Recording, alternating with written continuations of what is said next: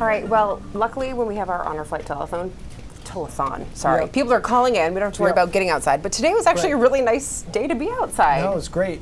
Today, tomorrow looks good, and Saturday doesn't look as bad as it did before. So we're cruising along. That's the best I can give you for Saturday. But still, you know, okay.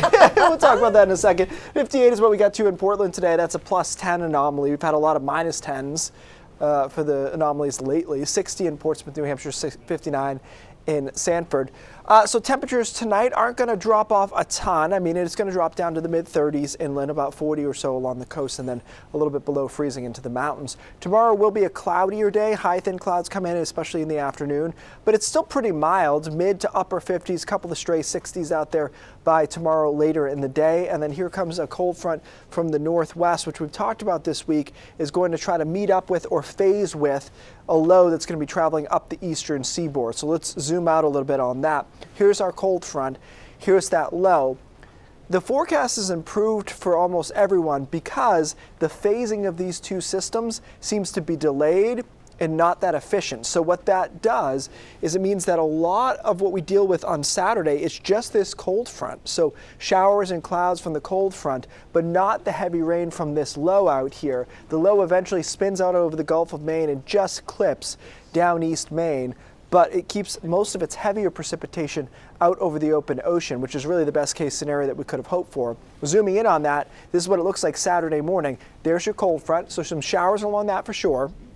And then here's your low that's over the Gulf of Maine, heavier rain there. But notice there's a gap in between. Portland and Sanford and Brunswick and Wiscasset probably fall in that gap. Not that there's not going to be any rain, but there's not going to be a ton, it looks like, between that cold front and where that low sets up. Unfortunately for down East Maine, the low still clips them, so we're going to see some heavy precipitation for Washington and Hancock County through Saturday afternoon. Then this thing's out of here and things are cooler but dry for Sunday. So total rainfall amounts here way reduced from what they look like a couple of days ago. Again, I'm not sure we're going to see a 0 in Portland and Sanford, but the idea is there's this gap in here between that cold front shower activity and that low that comes through, but there is still 2 inches, it looks like, over parts of Washington and Hancock County. But best solution we could have hoped for. Not sure I'd change my plans over it, but if you don't mind a couple of showers, it does kind of change the overall feeling of the weekend.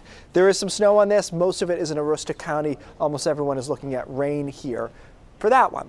Now, Tuesday night, next week, could be dealing with snow everywhere, initially at least, and perhaps staying snow for a bit on Wednesday. So we'll keep an eye on that. That is one of the busier days out there for travel, obviously the day before Thanksgiving. It's one of those things that people say it's the busiest travel day, and it's not, and I get annoyed about it, but it is a busy one. People are around for sure on Wednesday. Thanksgiving itself, quiet at this point, about 40. So Thanksgiving can go a number of directions from my recollection. Yeah. That's not too bad. It's pretty much just dead on average, and travel on that day should be fine.